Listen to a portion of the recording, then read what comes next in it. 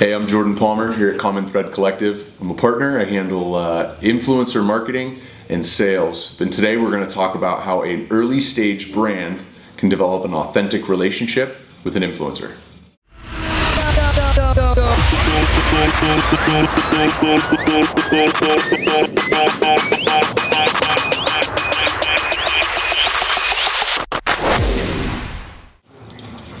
So I get this question a lot.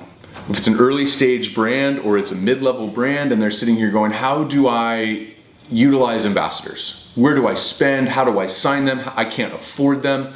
And what's cool is I've been a part of this from an agency standpoint, working with these early stage brands, but I've also been part of startups. And I want to talk about 3 key things today that can allow an early stage brand to work with an influencer regardless of how big and expensive they may be. And it's 3 simple principles. It's developing a relationship between the brand and between an influencer and capitalizing on 3 things.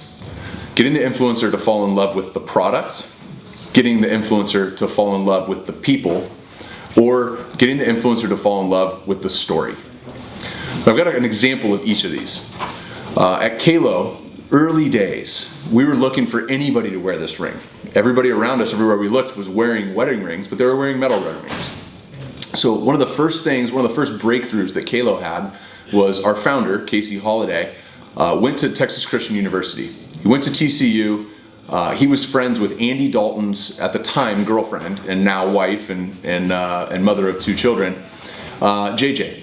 And Casey had a relationship with her, and when he shared this startup, and we had no money to do anything with, JJ had heard about the ring and told her husband about it, and really talked about the story. You know, if this is a brand that stands for commitment and marriage, and thought it was really cool, and ended up being a breakthrough for us as we got on Hard Knocks, and Andy's worn it every day since. And you know, honestly, Andy's just supported the brand. He makes a lot of money from other endorsements and from the NFL and from the team that he plays on. But he's been a really loyal Kalo advocate, and I believe now he loves the product and he loves the brand. But in the beginning, it was really just the story. You know, another example is the people. So if you go on Google right now and you Google Aaron Rodgers sunglasses, you're going to see a bunch of pictures of Aaron Rodgers wearing sunglasses. And if you look really closely, you'll see he's wearing Von Zipper sunglasses. Now, from a relationship standpoint, I know that he's never made a penny from Von Zipper. Von Zipper doesn't pay him anything. He doesn't have an endorsement deal. He makes millions of dollars from Adidas, and he's the discount double check, and he's definitely a guy who wants to get paid for his services. But he told me he just loved the people, the guys who started it.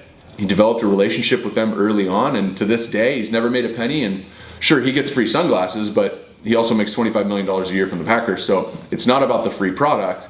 It's about the people that he fell in love with there.